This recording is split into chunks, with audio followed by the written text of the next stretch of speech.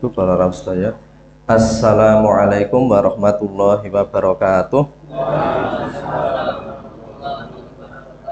Alhamdulillahirabbil alamin alladzi nahmaduhu wa nasta'inuhu wa nastaghfiruh wa na'udzu bihi min syururi anfusina wa min sayyiati a'malina may yahdihillahu fawal muhtad wa may yudlilhu falan tajida lahu waliyyan mursyida.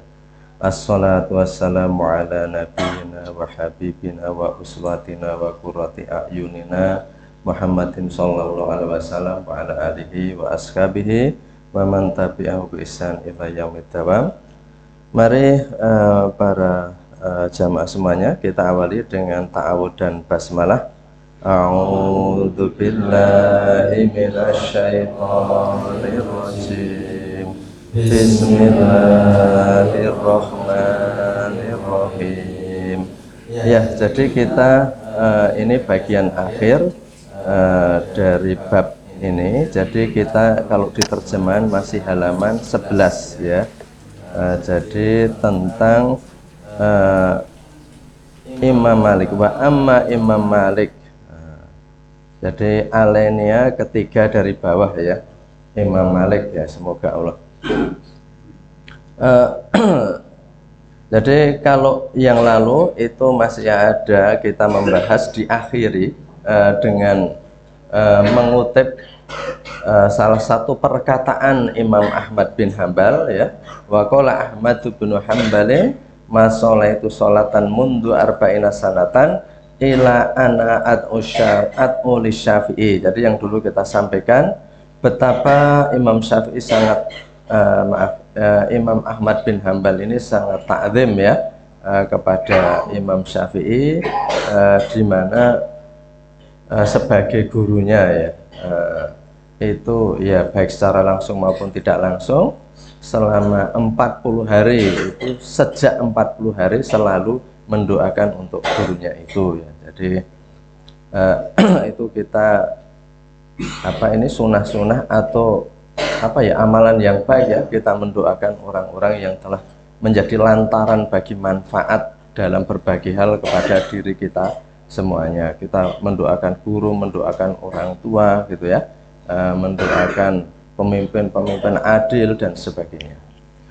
Wa ammal Imam Malik rahimahullah, wa ammal Imam Malik rahimahullahu taala fa innahu kana mutahalliyan bihadhil khisalil khamsi.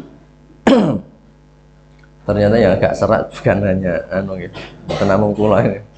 Wa qala Ahmad bin Hambal wa amal Imam Malik, adapun Imam Malik rahimahullah taala, semoga Allah merahmati beliau, fa innahu kana mutahalliyan bihadhil khisalil khamsi, maka sesungguhnya beliau itu mutahalliyan yang kemarin kita sebutkan. Mutahalliyan itu berhias ya. Jadi tubuh dirinya itu dihiasi, mutahalliyan. Jadi ada khilyah, itu hiasan. Mutahalliyan bihadhil khisalil khamsi, dari sifat dari 5 butir sifat itu yang kemarin sudah kita sebut, dan kita sampai pada semua itu dalam memahami semua ilmu itu lillahi ta'ala atau liwajillahi ta'ala, hanya untuk Allah Subhanahu wa ta'ala. Wa yadullu alaihi, yang menunjukkan bahwa Imam Malik itu juga sifat-sifatnya itu seperti itu, ada abid, ada zahid, ada mengetahui ilmu dunia, ilmu akhirat ya. Jadi ilmu-ilmu yang terkait dengan kehidupan dunia, kemudian akhirat, kemudian semuanya itu diperuntukkan lillahi ta'ala. Itu salah satu tandanya itu dikatakan demikian. Wa yadullu alai annahu su'ila, bahwa beliau Imam Malik itu ditanya, mataqulu ya Malik fi talabil ilmi, apa yang engkau katakan wahai Imam Malik ya. Ini cuma disebut Malik itu, walaupun ulama ya, seperti dulu saya sampaikan, memang dalam bahasa Arab itu hal yang biasa. Mataqulu ya Malik, apa yang kamu katakan wahai Malik ya, Imam Malik kalau kita nyebutkan fi talabil ilmi, tentang talabul ilmi, ini sesuai dengan babnya.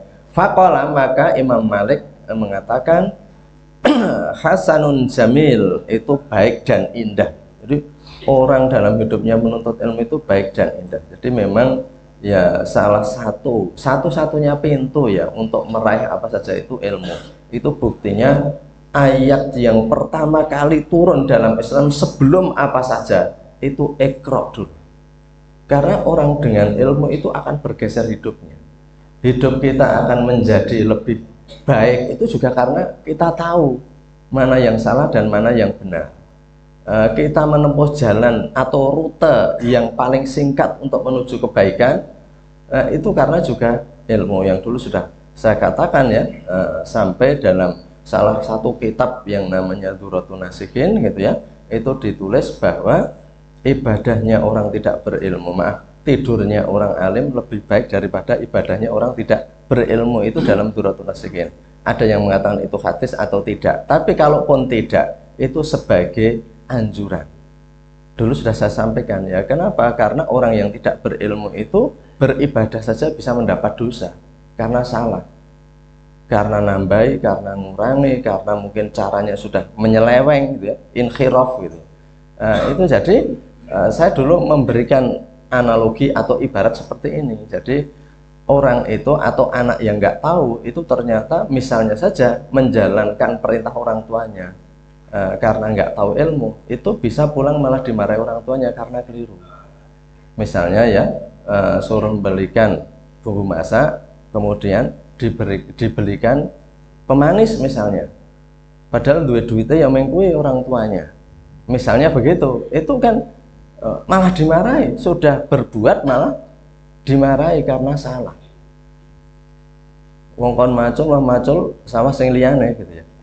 Itu misalnya begitu, itu juga salah, malah bisa dimarahi. Jadi tidak asal ngamal, tapi ngamal itu yang benar. Makanya ilmu yang menyelamatkan. Jadi itu satu-satunya cara, itu nggak ada hal lain ya. Jadi itu pentingnya kita selalu meningkatkan ilmu sampai kita itu dipanggil oleh Allah Subhanahu Wa Taala.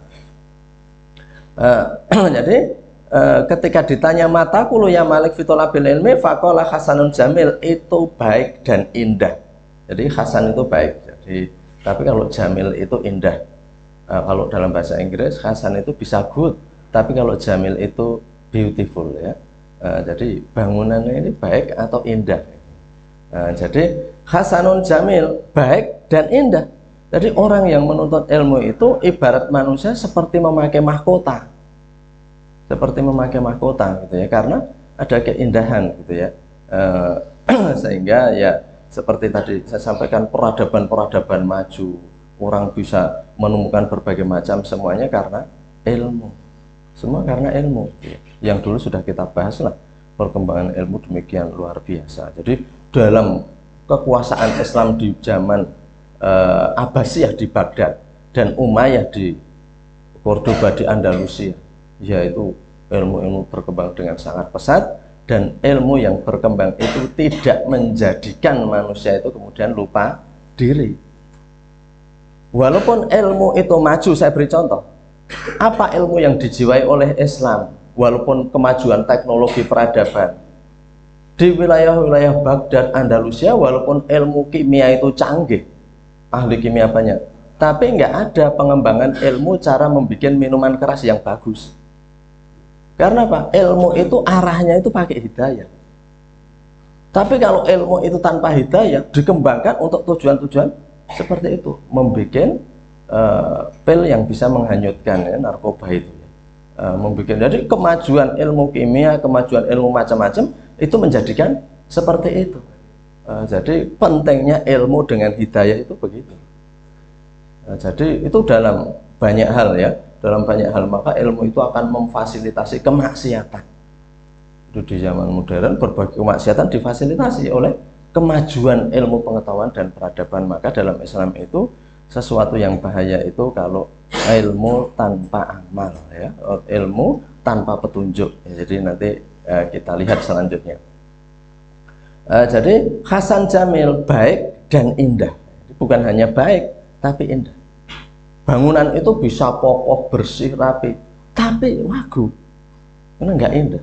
Jocan omahmu ke eyok tinggone gitu ya, anget. Neng didelok itu ya, kepiye? Ya, itu kan beda ya. Ini orang itu kalau di sini menuntut ilmu itu di samping bagus, hasan, juga jamil, indah ya. Jadi seperti itu. Jadi keindahan ya, sesuatu yang artistik. Jadi Islam juga menghargai keindahan. Ada hadis innallaha jamilun yuhibbul jamal. Allah itu indah dan menyukai yang indah. Hanya keindahannya kalau diarahkan oleh Islam. Jadi panjenengan tuh bisa melihat di gambar-gambar di TV-TV. Kalau peradaban barat itu hiasan-hiasan di kota-kota itu pakai patung-patung bermacam-macam. Tapi kalau zaman kejayaan Islam dulu, taman-taman itu bisa dibuat sedemikian rupa sehingga sangat indah. Tapi tidak ada unsur-unsur yang memang bisa mendorong kepada kemusyrikan. Bahkan bisa jadi loh. Kalau Bapak Ibu melihat ya foto-foto misalnya saja taman-taman di sekitar istana-istana di Inggris, di berbagai tempat ya, itu sangat boleh jadi itu permainan air dan taman-taman itu dipengaruhi oleh kekuasaan Islam.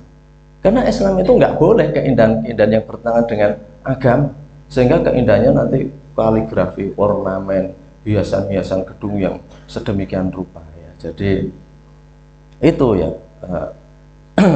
Itu saya lanjutkan gitu ya. Jadi hasanun jamil, tapi yang jelas keindahan itu penting gitu ya, dan ada dasarnya. Walakin ungdur maladzi yalzimu kamin khinin tusbihu ila khinin tumsi falzimhu. Tapi lihatlah apa yang bisa menahan kamu, mengiltizamkan kamu ya, itu bisa menahan kamu, bisa menggendoli kamu, bisa menjadikan kamu itu tahan gitu ya. Min khinin tusbihu, dari masa pagi sampai tumsi, sampai sore. Kalau kamu itu bisa punya alasan untuk menahan diri tetap menuntut ilmu dari pagi sampai sore, maka falzimhu ya, maka itu lakukanlah. Artinya ya itu nggak wajib karena orang juga bekerja, bekerja untuk mencari nafkah. Tapi kalau kamu itu tidak, ya tuntutlah ilmu. Zaman dulu menuntut ilmu itu susah, zaman sekarang itu menuntut ilmu itu lebih mudah. Yang namanya buku-buku, yang namanya kitab-kitab sekarang banyak yang di internet itu bertebaran dan itu gratis. Gratis kono disebar di mana. Malah ada software yang namanya Maktabah Syamilah. Maktabah Syamilah itu mbok arep nyari ribuan kitab, itu hanya satu harddisk itu. Nah, kalau diwadahi perpustakaan mungkin perlu bergedung-gedung, tapi itu cukup dan dibaca. Jadi itu sekarang kemudahannya. Tapi karena mungkin di mana-mana ada dan terlalu mudah, itu terkadang orang malah bingung. Arep maca sing endi dhisik wis rasa sisan wae lah gitu ya. Jadi ini bukan tanpa alasan. Menurut ahli masa depan dulu sudah diramalkan bahwa orang sekarang akan mengalami yang namanya over choices. Over choices itu apa? Terlalu banyak pilihan sehingga orang itu bingung sendiri ya. Orang itu bingung sendiri dan akhirnya pada tersesat juga. Jadi entah itu hiburan, entah itu makanan, entah itu berbagai macam. Mau cari apa saja sekarang ada. Oke, kembali ke tadi ya. Jadi kita falzimu, kalau kamu punya alasan untuk bisa menahan menuntut ilmu itu dari pagi sampai sore, maka falzimu, tahanlah. Ya ini untuk orang-orang yang sekolah ya. Sekarang banyak full day school ya, sekolah yang satu hari, yang itu bukan hanya sekedar membina ilmunya tetapi juga membina akhlaknya. Karena akhlak itu tidak bisa hanya sekedar belajar, tapi akhlak itu harus melihat. Kalau dalam prinsip tarbiyah wa ta'lim ya, itu teori pendidikan Islam, itu yang namanya pendidikan itu tidak hanya sekedar membaca, sekedar belajar, tetapi juga apa yang dilihat. Mata raunahu, apa yang kamu lihat, wa matas urunahu, dan apa yang kamu rasakan, itu adalah unsur-unsur pendidikan. Jadi apa yang kamu lihat, apa yang kamu rasakan, itu unsur pendidikan. Jadi pendidikan itu bukan hanya masalah ngandani ilmu, tetapi di tempat itu bisa dirasakan enggak bahwa atmosfer yang baik itu ada. Jadi yang dilihat juga seperti itu. Karena kalau murid itu diajari oleh gurunya untuk berbuat yang menentang ilmunya, maka nggak akan tercipta itu. Itu sudah disebutkan dalam teori atau pandangan tarbiyah wa ta'lim ya. Jadi pendidikan dan pengajaran Islam. Jadi bukan apa yang dikatakan saja, tapi apa yang kamu lihat gitu ya. Jadi orang itu kan terkadang itu kita itu belajar itu kan dari yang kita melihat. Terkadang nggak dibilangi apa-apa. Cukup kita itu lihat di situ itu orang pada kerja rajin-rajin dan rapi-rapi cara kerjanya, itu kita wes kaya dunek-unek gitu. Kita kaya dunek-unek gitu. Jadi kalau kita itu mungkin bertentangan dengan itu, kita bertentangan dengan itu gitu. Jadi itu kita sudah merasa, kalau dalam bahasa kasarnya itu seperti ditelanjang. Jan aku sen tenan nang kono.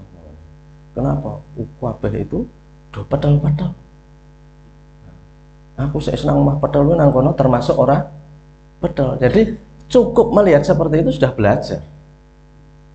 Maka salah satu training itu ada ya, dulu Ari Ginanjar itu mempopulerkan ESQ. Itu iklannya apa? Feel the experience. Rasakan pengalamannya. Bukan hanya diceramai, biar suruh mengikuti, dirasakan. Jadi kalau kita dalam lingkungan kita, dalam rumah tangga kita, dalam pergaulan kita, itu bukan hanya sekedar yang disampaikan. Karena hari ini kalau yang namanya orang menyampaikan dan punya ilmu itu juga banyak. Tetapi apakah perilakunya gitu ya? Apakah suasana di tempat itu mencerminkan gitu ya?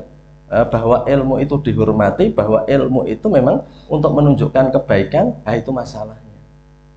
Itu masalahnya ya. Jadi karena itu ini suatu hal yang penting ya. Jadi falzimhu ya. Jadi maka seperti kemarin kita lihat gitu ya, bagaimana Imam Syafi'i itu bisa seperti itu terhadap Imam Malik gitu ya. Ya walaupun saya belum meneruskan sampai ini kok gembrunggung apa ya? Iya enggak, keseron mungkin ya. Ya saya lanjutkan. Wa qala Syafi'i rahimahullahu taala, berkata Imam Syafi'i ya, rahimahullah ta'ala, ra'aitu annahu su'ila an arba'ina mas'alatin ya. Jadi saya melihat Imam Malik, karena Imam Malik gurunya Imam Syafi'i yang dulu saya sampaikan. Ra'aitu annahu su'ila an arba'ina mas'alatin ya. Jadi dan saya melihat, karena gurunya jadi Imam Syafi'i tahu annahu su'ila, bahwa pernah ditanya Imam Malik itu arba'ina mas'alatin, 40 pertanyaan.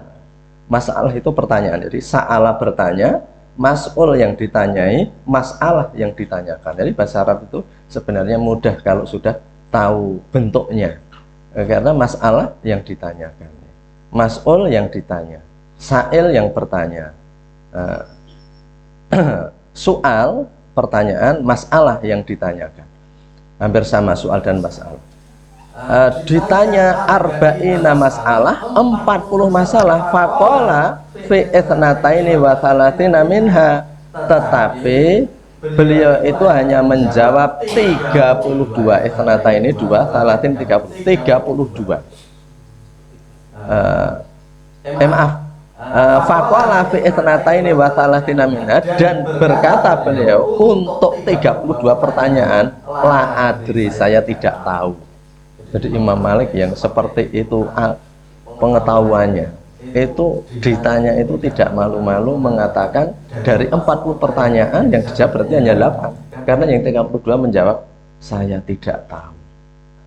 Maka dulu sudah kita pernah lihat ya, jadi para ulama terkadang ditanya itu tidak menjawab karena ada juga yang mempertimbangkan lebih baik dijawab atau tidak gitu ya. Dan dulu saya juga sudah memperkenalkan salah satu kata hikmah yang mengatakan tarkul jawabi alal jahili jawabun. Terkadang tidak menjawab pertanyaan orang bodoh itu adalah satu jawaban. Nah, jadi tidak menjawab pertanyaan orang bodoh adalah satu jawaban. Tarkul jawabi alal jahili jawabun. Kok iso gitu ya? Iya, karena ada pertanyaan-pertanyaan yang itu nggak sungguh-sungguh. ada pertanyaan-pertanyaan yang itu hanya nyoal atau ngetes. Pak guru tak tes kok. Tapi kan guru sok ngerti ya. Guru itu udah mengajar puluhan tahun bisa bahkan sebagaimana kiai-kiai besar bisa melihat anak itu yang begitu dilihat ini akan bisa menjadi seorang penghafal Al-Quran atau tidak gitu ya. Sebagaimana guru juga bocah iki sesuk arep dadi wong sukses sih. Nah, jadi itu belum jadi tapi sudah bisa mengatakan karena saking apalnya dengan kelakuan. Lama-lama perilaku orang itu matematis. Maka ada peribahasa gini, tidak penting menjadi orang sukses, yang penting perbuatanmu sudah seperti perbuatan orang sukses. Maka kesuksesan tinggal nunggu waktu. Ini yang bocah kok pedele ra jaman. Koncone istirahat kok tetep nek ra maca resik. PR dong do digarap mesti digarap. Bar kuwi marai koncone. Nah, ini mesti bocah harus dadi wong sukses. Karena udah kelihatan. Walaupun ada wong sing nyolowadi ya, bocah iki ora tau gelem sinau. Ora tau gelem sinau, dia itu megayus, nyebai lah. Walah lek kok iso dadi wong. Tak kira mbiyen arep ra dadi wong kowe iki. Ya itu iso nyolowadi. Itu ada orang-orang yang sekedar berkunjung dan bermain-main tapi kembali lagi ke jalan yang benar. Ada orang-orang tua, nenek moyang yang doanya betul-betul kepada Allah dan ikhtiarnya betul-betul, loh anaknya kok yang ini ya. Nah, ya semoga-moga sesok bali meneh.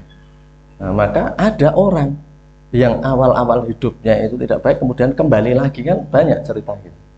Nah, cerita begitu. Jadi tapi kita ya yang penting kita itu berikhtiar sekali lagi, karena dulu kita sampaikan yang menjadikan sesuatu bukan kita hanya bisa berusaha. Jadi kita itu bisanya dan kita hanya bertanggung jawab kepada Allah atas usaha kita. Saya dulu menyampaikan yang diperintahkan itu bekerja bukan kayanya, karena ada orang yang bekerja terus dan tidak bisa kaya. Atau ada yang bekerja tapi memang emoh kaya. Sebaliknya ada yang ra bekerja neng arep sugih gitu ya. Itu ya ada. Jadi ada orang-orang dalam hidup itu seperti itu. Itu sebagai sebuah pilihan hidup. Sebagai pilihan hidup itu ada. Maka Allah bukan itunya. Tapi kalau kamu nggak bekerja itu salah. Walaupun dia itu orang kaya tapi nggak bekerja itu salah. Karena perintahnya bekerja. Abdurrahman bin Auf yang kaya raya tiap hari tetap bekerja. Para ulama yang pintar-pintar tiap hari tetap belajar. Jadi belajar dan berguru itu terkadang tidak pintar-pintar juga, tapi dia sudah belajar, sudah gugur kewajibannya. Sehingga ada pepatah, yafhamul alimu bi qiraatin malah yafhamul jahilu bi alfi qiraatin. Orang pintar itu bisa paham dengan sekali baca, tapi orang bodoh perlu 1000 kali bacanya. Di hadapan Allah lebih tinggi mana? Ya lebih tinggi yang bersungguh-sungguh dan banyak beramal. Kalau enggak, nanti orang akan iri dengan yang cerdas-cerdas. Mau cerdas itu pemberian Allah. Wah, koncoku mau pisan we langsung apal. Aku ndadak ping 5. Tapi di hadapan Allah, Allah yang menilai ikhtiarnya. Allah itu menilai ikhtiarnya bukan hasilnya. Banyak orang-orang yang cerdas tapi pemalas, ada orang-orang yang IQ rendah tapi rajin sekali. Jadi sehingga kita dalam hidup ini enggak iri. Karena semua pemberian sesuai. Malah akan ada orang yang mati ya. Oh, ini orang-orang yang telah mati, yang kalau dalam hadis itu yang nanti akan menyesali karena semua kelebihan yang dia terima. Semua kelebihan yang diterima. Karena orang yang susah hidupnya itu oleh Allah juga diperhatikan di akhirat. Itu dalam hadis-hadis tentang hidup sesudah mati itu kan begitu. Ada kenapa kamu diberikan tempat yang sangat baik, rohmu ditempatkan di sana? Ya karena ternyata saya itu hidupnya banyak susah. Banyak susah. Jadi karena itu Allah itu maha adil. Jangan menyalahkan. Wah sing pun nasib kula nggih, kula niku urip kecilik tekan tuwa ra kepenak. Cilik diseneni terus rada gede diajar gawean. tua dipaido anak, tua diajar putu meneh. Jadi nek cara novelnya Sultan Tadir Ali Sakbana itu tak putus di Rundung Malang. Zaman biyen sing sinau seni sastra. Tak putus di Rundung Malang. Ngono wae memolo. Tapi kalau itu ikhlas diterima, nanti akan diberikan. Diberikan oleh Allah. Jadi Islam itu seperti itu ya. Karena itu kita itu tidak akan kemudian maido kepada Allah Subhanahu wa taala. Yang penting kita itu sudah sungguh.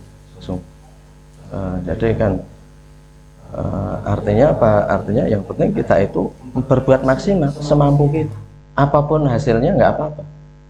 Kalau boleh iri, terkadang kita itu akan iri karena ada orang-orang yang kayak ya diberikan banyak kemudahan dalam hidupnya ya masing-masing ya. Yang penting kita minta kepada Allah yang terbaik. Doanya itu Rabbana atina fid dunya hasanah, yang baik. Yang baik menurut Allah itu kita tidak tahu itu seperti apa, karena Allah Maha tahu terhadap apa yang akan terjadi. Terhadap apa yang akan terjadi seperti ini, bocah iki nek tak naik pangkat dhuwur, iki bocah iki iso lali. Wah bendina bocah kuwi Rabbana atina fid dunya hasanah. Nilai pangkatnya mengono terus.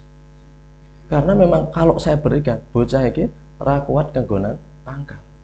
Mah lali malah dadi lan jalarane mlebu neraka. Kan begitu. Banyak orang diuji kemudahan itu nggak kuat ya. Dan Nabi sendiri mengatakan kebanyakan umat saya tidak kuat kalau diuji dengan kegembiraan dan kesenangan. Mereka kuat ketika diuji penderitaan, tapi kesenangan belum tentu kuat. Jadi saya lanjutkan ya. Intinya seperti itu. Artinya Imam Malik itu karena Imam Syafi'i itu berguru kepada Imam Malik di cerita kemarin, dan ada sebenarnya Imam Malik itu akrab sekali sama Imam Syafi'i. Ketika Imam Syafi'i mau pisah itu wah mereka berpelukan, berpisah, ya rangkul-rangkulan, dan Imam Syafi'i disangoni ketika selesai karena Imam Syafi'i itu sangat tidak punya apa-apa dan Imam Malik itu kaya. Diberi kendaraan, diberi sangu ketika Imam Syafi'i pamit mau belajar lagi ke Baghdad. Ke siapa? Ke murid-muridnya Imam Hanafi, karena Imam Hanafi sudah meninggal. Ketika Imam Syafi'i lahir, Imam Hanafi itu meninggal. Sehingga ketika Imam Syafi'i itu sudah dewasa, Imam Hanafi nggak ada. Di Baghdad itu, di Irak, itu tinggal murid-muridnya. Maka Imam Syafi'i pergi ke Irak untuk belajar kepada Imam Hanafi. Jadi terkadang aneh, orang-orang di Indonesia itu mengikuti mazhab Syafi'i. Padahal Imam Syafi'i sendiri juga berguru pada pengikut Imam Hanafi dan berguru kepada Imam Malik.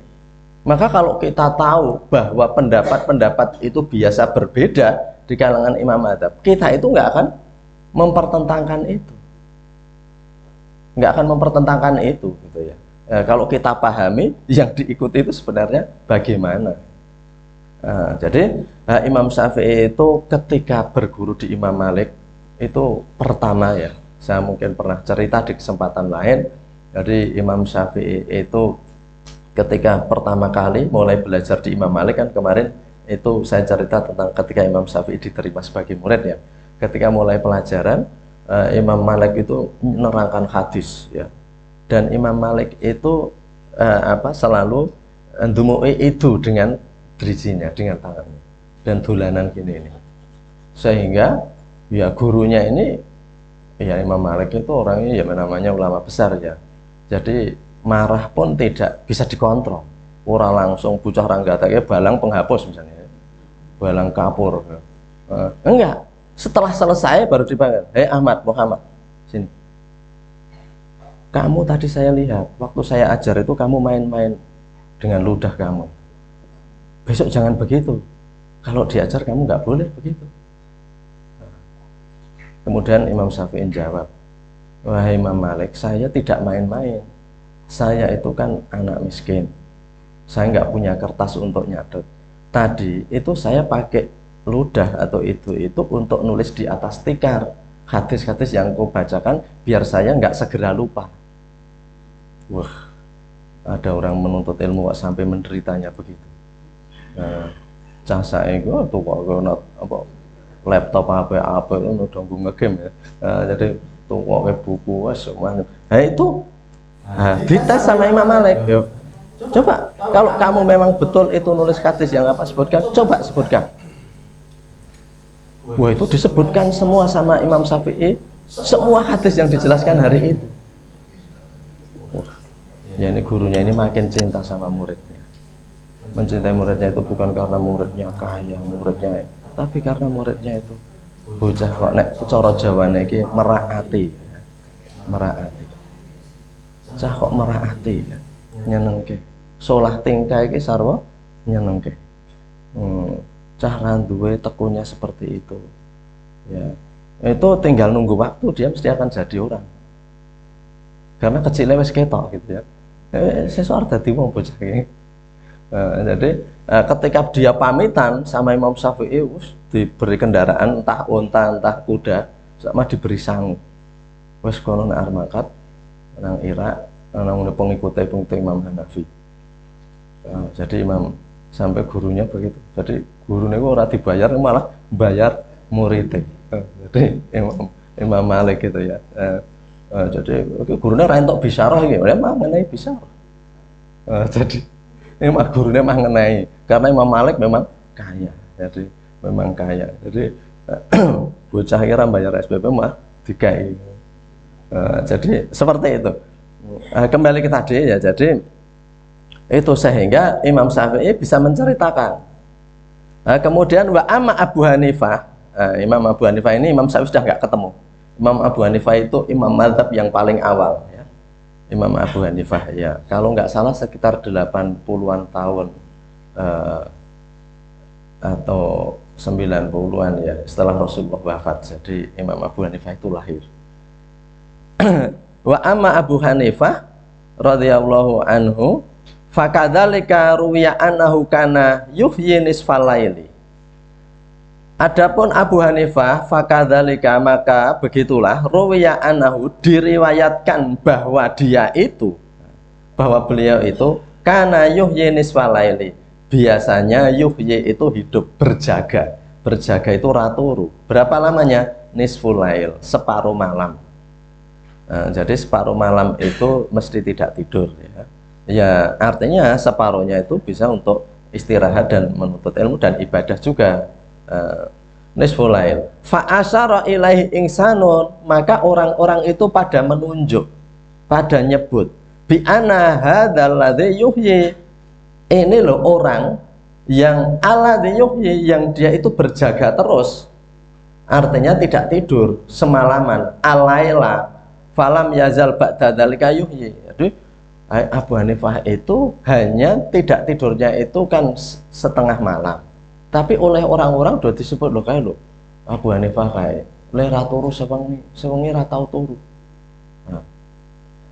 Alaila kula faqala, maka berkata Abu Hanifah, ana astahyi, saya malu, an usofa bima laisa fiyya, saya diberikan sifat, saya dijuluki, saya disebut untuk sesuatu yang sebenarnya bukan pada diri saya.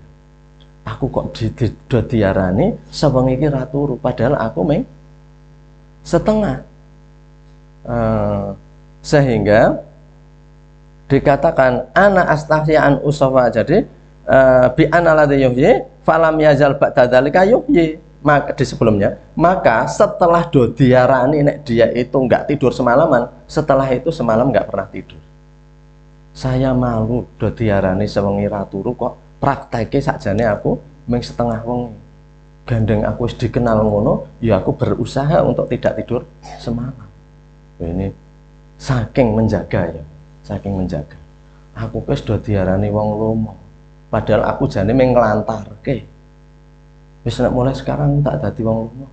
Nah gitu. Karena dicitrakan ya, zaman pencitraan. Banyak orang yang tidak melakukan tapi merasa ingin diarani melakukan kebaikan. Hidup-hidup dengan pencitraan. Dadak itu nyoi saya rusak. Karena apa? Nah, ini Imam Abu Hanifah begitu. Saya disebut-sebut nggak tidur semalam. Sejak itu bismillah saya semalam nggak tidur. Aku pido diarani sinau terus. Yos. nek kuwi dadi penyono pendungane wong aku tak sinau saiki. Aku diarani iku lek katamu ki gelis banget padahal ming tak anjah-anjah jane. Angger ketemu kae wis meluncat sekian. Oh, gandeng aku diarani ya saiki tak usahake. Nah seperti itu. Jenengan kok petak melek. Angger tak telepon jam pira-pira kok tangi. Bukannya karena itu ora tau turu, nang karena bele diserokke. Kok berbegan. Yes, aku diarani jam semono ora turu ya tak usaha. Ben penyonone wong ki bener. Nah, sekarang kan enggak melakukan saja ingin disebut begitu. Ingin disebut begitu. Itulah hidup yang penuh dengan pencitraan. Jadi imam-imam luar biasa. Kalau kita melihat itu dan kita itu ada di titik mana ya dalam perjalanan hidup itu pantas dunia kita moto, pantas kehidupan itu baik, itu karena memang perilakunya itu begitu. Aku ndak konangan anakku, nah aku sok jajan, bapaknya ngono kuwi. Jadi pura-pura enggak, ya memang katakan kepada anaknya, bapak itu jajan, bapak ra kuat tenan nek ngeleh. Mbane ngambruk nang dalan piye. Ya, artinya kita itu perlu pendidikan dengan kejujuran dengan anaknya itu juga perlu. Perlu. Le jan bapak ki mbiyen ya keset gekno. Sinau ora tau. Anu napa Pak sakniki jeneng ngoyak-oyak kula. Kon juara terus. Ya karepe urip lak ya meningkat to le. Ya aku wis getune uripku mbiyen tak getune. Ya itu pertobatan orang itu harus dinilai oleh anaknya. Jangan anaknya juga kemudian seperti itu. Tapi artinya enggak apa-apa. Orang tua anaknya itu tahu bahwa orang tuanya itu keterbukaan. Keterbukaan. Nek kowe insyaallah ya beda bapak biyen ya. Aku ra njaluk kamu itu hidup seperti ngerkasane bapak karena proses kehidupan itu harus meningkat. Jangan kemudian anaknya dikembalikan suruh seperti bapaknya. Aku biar nang yojo ngepit le. Kowe kan enang pit apike ya ngono ya, kehidupan kan berbeda. Kehidupan itu berbeda, jangan disuruh seperti masalah. Zaman penjajahan oleh ngerkoso, tapi kan nasibnya orang yang hidup zaman dulu.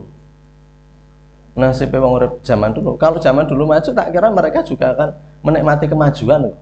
Jadi kita nggak usah iri kepada zaman. Semua manusia itu ibnun min abna'i zaman. Dia adalah anak dari zamannya. Anak dari zamannya. Anak dari zamannya. Saiki ora tau nyatet apa-apa mentok rekam dan sebagainya. Memang di sekarang eranya seperti itu. Tapi kita yang tua-tua suruh begitu kan enggak. Kita masih ingin cara yang lama. Cara yang lama. Adapun yang baru itu jangan disuruh kembali lagi kepada yang dulu karena gunanya ilmu itu untuk pengembangan kehidupan. Untuk pengembangan kehidupan seperti itu. Kowe klambi yang ini lumayan biyen niku bapak nggogone Mas. Zaman penjajahan kan nggogone. Ya karena zaman dulu. Zaman dulu memang ya harus begitu gitu. Jadi kembali ke tadi ya, kita juga dalam kehidupan memang harus juga fair menghadapinya ya. Jadi memang hidup itu berkembang. Orang naik haji dulu ya naik kapal ya 3 bulan. Itu coba dibaca dalam sejarah-sejarah haji ya. Engko nek loro, nek mati di tengah laut, nggak dibawa pulang, nggak dikubur di sana, nggak mana, duncalke ke laut. Itu. Kalau orang naik haji, itu kalau zaman penjajahan, nanti meninggal, duncalke ke laut. Zaman dulu kan pengawet-pengawet juga nggak seperti sekarang. Oh dikubur nang Mekah wae, nang Jeddah. Lah, tekan Jeddah piro? 15 dina ngkas ya. Malah jadi pandemi penyakit nanti kalau timur. Meninggal duncalke ke laut gitu ya. Makanya orang zaman dulu naik haji betul-betul seperti mau perpisahan. Ya, jadi karena memang wah ya, memang rekoso gitu ya. Tapi sekarang kok naik pesawat, dolinggo tengok-tengok penak-penak ya. Tangi turu tawani makan lagi ya. Wong kaji mulai loh. Apa milih apa ini? Ya. Makanya tawani meneh. Jadi empoke ya gitu ya.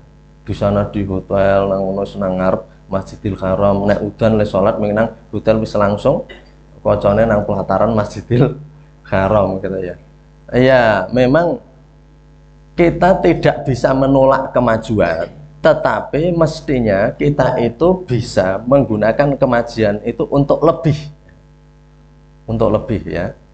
Nek sekarang itu orang baca Quran kan bisa di handphone, artinya nek lungan nondi leli ranggo Quran gitu ya, kan nggak ada alasan lagi harus seperti itu, karena nang kono wis enak. Jadi artinya kemajuan itu kita gunakan untuk apa? Untuk mempercepat ya kebaikan-kebaikan itu agar semakin cepat. Jadi ini ya luar biasa ini, saya baca itu ya, tertegun gitu ya. Saya dikira tidak tidur semalam, maka sejak itu saya betul-betul semalam tidak tidur. Wong aku wis dikira ya aku ki jane ya ora apik-apik banget, ning kok wong ki nyono aku ki apik banget. Ya tak berusaha seperti sangkaan orang. Semoga itu jadi doa. Begitu. Jadi ya ini penting ya, karena tadi kita sebut ya orang zaman modern malah terkadang ada yang namanya tadi pencitraan itu, orang yang tidak tapi dicitrakan seperti ini. Karena dalam beragama itu hal-hal yang menakutkan, itu hidup-hidup yang menakutkan dan mencelakakan ya, hal-hal begitu. Jadi kita ya berusaha ya, mboten kok kula niku nggih tileme kados jenengan. Menunggu telepon aku tak gawe deringe seru banget ngerti telepon nggih krungu. Ning jan-jane kula niku nggih ngrempus kados jenengan. Malah mungkin ya jenengan luwih betah melek. Jadi kan begitu ya, artinya ya kita akui. Kula niku mboten pinter, mengle maca sak derenge, Bapak. Nah, wong ini Imam Ahmad bin Hanbal nih, ditanya 40 saja yang tidak dijawab 32. Loh kok eneng ulama yang mengatakan ken dono orang raiso salah? Ya nggak bisa. Mulai pintar pembangane apa? Ini Imam Malik. Nggak mungkin. Nggak mungkin. Maka ulama itu kalaupun salah, kalau dikritik ya alhamdulillah. Ada yang kalau orang dibikin takut malah nggak berani kritik, ya itu membahayakan dirinya. Ya, Pak Agus niku klien tuh lho sik wingi. Buktine rekamane wingi. Oh iya, kita ralat mumpung masih hidup. Kita ada jalan menuju kebaikan. Jadi hidup itu begitu, biar hidup kita itu cepat maju. Kalau salah kita akui salah gitu ya. Jangan kemudian wong salah orang aku salah jarene nyanyian gitu ya. Jadi maka kembali ke tadi gitu ya, bahwa artinya Imam Hanafi itu sampai seperti itu ya. Jadi itu saya malu untuk disifati tidak sebagaimana yang ada pada diri saya. Nah, jadi itu disifati hal-hal tadi ya. Jadi wa kadzalika Ahmad bin Hanbal wa Sufyan wa rahimahullahu alaihima zuhduhuma wa aura'uhuma azharu min ayyudhkara. Dan seperti itulah Ahmad bin Hanbal dan Sufyan itu Sufyan As-Tsauri ya. Ini salah satu imam mazhab tapi nggak dikenal di Indonesia, itu nggak. Aku melu mazhab sapa? Sufyan As-Tsauri nggak pernah dengar. Padahal Imam Sufyan As-Tsauri salah satu imam mazhab. Mazhab itu nggak hanya 4. Ada mazhab lagi, mazhab Az-Zahiri. Jadi macam-macam ya orang menjalankan. Iya macam-macam. Jadi kalau kita cuma tahu temannya beda, itu selama mereka punya dalil dan bisa menunjukkan, loh, penafsiran hukum itu beda-beda banyak. Setidaknya antara 4 imam mazhab saja berbeda. Jadi di Indonesia ini bukan urusan NU Muhammadiyah, Persis dan sebagainya. Kebetulan ini ikut mazhab ini ikut mazhab ini. Yang bedakan itu bukan organisasinya, tapi mazhab yang diikuti. Ya jelas saya kira yang melu mazhab Imam As-Tsauri atau Zahiri, ini jadi beda lagi. Jadi itu ya. Jadi kenapa bisa ikut seperti itu? Karena sudah mengikuti gurunya. Jadi biar gini kita juga paham ya, bahwa di dalam perbedaan amalan itu seperti itu. Jadi kalau mengatakan yuk Imam Syafi'i ya kealimannya seperti itu, nggak mungkin mereka beliau itu hanya atos-atosan pendapatnya dewe, itu enggak mereka.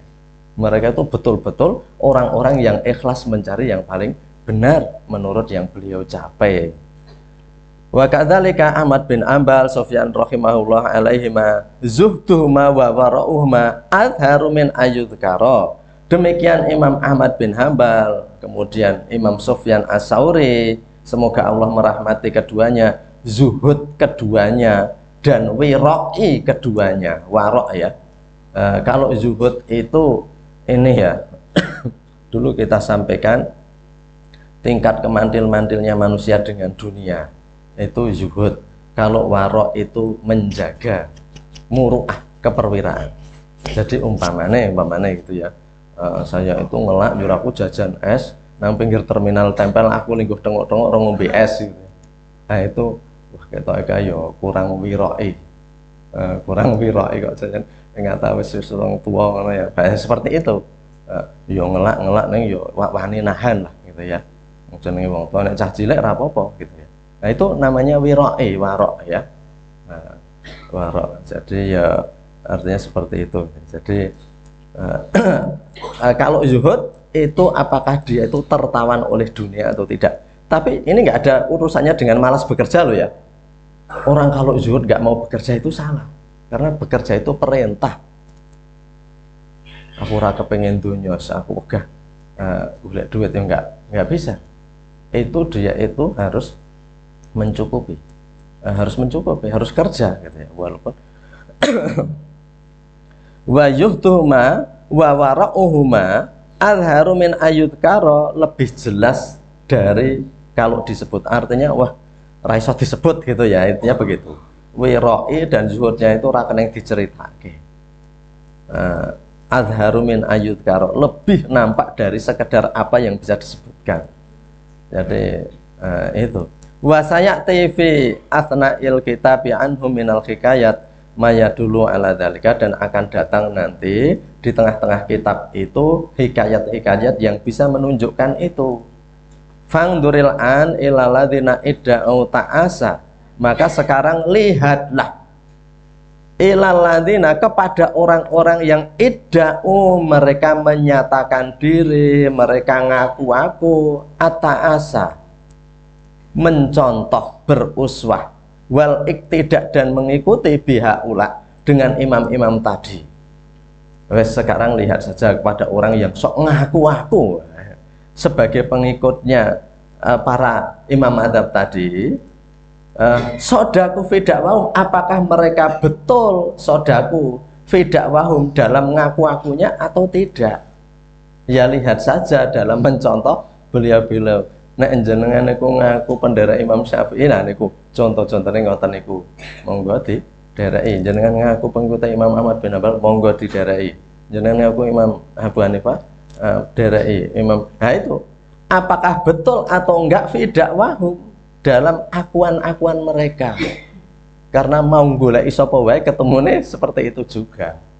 Nah, jadi ini bab ini ditutup dengan begitu. Jadi dengan perkataan sekarang kita lihat pada orang-orang yang mengaku sebagai penderek atau pencontoh-pencontoh dari beliau-beliau itu, apakah mereka benar-benar tidak di dalam mengaku itu, atau hanya dong ngaku-ngaku saja.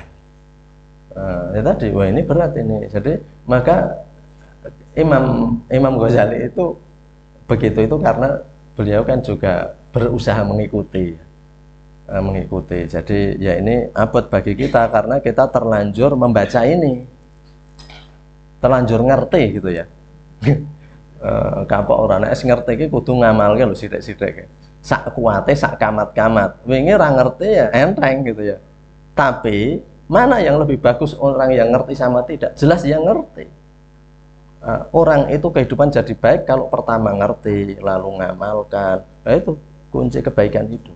Kalau ngerti nggak diamalkan ya umat Islam sama aja gitu ya, sama aja kehidupannya itu tetap semrawut ya. Maka dari itu ini penting ya. Jadi kita diajari bahwa dalil-dalil hadis dan ayat itu ternyata ada contoh-contoh orang-orang yang menjalankan. Tadinya kita itu hanya orang pada zaman sahabat yang bisa. Lah ini bukan pada zaman sahabat ini. Orang-orang yang sudah jauh nyatanya ya do iso. Nek saniki lak nggih mukal, Pak. Ya mukal itu karena kita mengatakan mukal. Ya kita sak kuate ya. Kalau godaan zaman sekarang itu memang lebih kuat dari godaan zaman dulu. Itu yang disampaikan Rasulullah. Orang-orang besok itu mereka itu hebat karena apa? Mereka nggak ketemu saya, tapi mereka itu masih terus mengikuti. Ya kalau kalian kan ketemu tiap hari, mengikuti itu pantas. Itu ketika para sahabat Mary, waduh katakan orang-orang yang akan masuk surga itu besok-besok yang setelah kamu. Kan kita sudah berjuang bersamamu Rasulullah. Iya, kamu itu kan masih untung tiap hari ketemu saya. Nek kamu itu percaya ya wajar. Delok blegere wong Jawa kan angel iso nggambarke nek ra ndelok blegere. Ra ndelok blegere. Diceritake ora iso. Pesawat niku pripun to? Jak nang ndi? Nang Baduk zaman biyen ya. Nah niki blegere. Oh ngono. Nek ra ngono blegere iso ora iso. Jadi orang akhlaknya bagus niku pripun to contone? Contohnya ini Pak Guru Sinten, nah ini Pak Guru Sinten angel nih, harus nyebut nih Pak Guru Sinten atau Sinten ya. Yang penting ya kita semuanya berusaha ya. Jadi memang ini berat, tetapi kita ikhtiari. Ini gunanya kita ngaji itu biar progres, biar hidup itu berkembang terus. Kalau kita ngaji terus tapi nggak bergeser-geser hidupnya, itu seperti jalan di tempat. Do kemringet, do saya ngeles, saya lemes, ning jane ra uwal saka papane awan. Loh, kesinggung-singgung ya justru itu yang bisa menyinggung-nyinggung pribadi kita itulah yang bisa mengoreksi diri kita. Nek saya hanya menjelaskan ke jenengan pun saya jenengan sing mlebet swarga, rada gembrega gitu. Kita tunjukkan bahwa kita itu jauhnya kayak gitu toh sama yang semestinya. Nggih niki pun telah wekdalipun kita benjang geser ke bab yang lainnya. Ini ada sisa waktu sekitar 5 sampai 7 menit kalau ini di handphone sudah pas nih. Tapi nggak apa-apa nek enten pamututan preso mangke secara pribadi wonten iki. Mekaten ingkang saged kita aturaken wonten kesempatan menika mari kita akhiri dengan doa kifarat majelis. Subhanaka Allahumma bihamdika asyhadu an la ilaha illa anta astaghfiruka wa atubu ilaik. Ada khilaf mohon maaf. Nastaghfirullah li wa lakum. Assalamualaikum warahmatullahi wabarakatuh.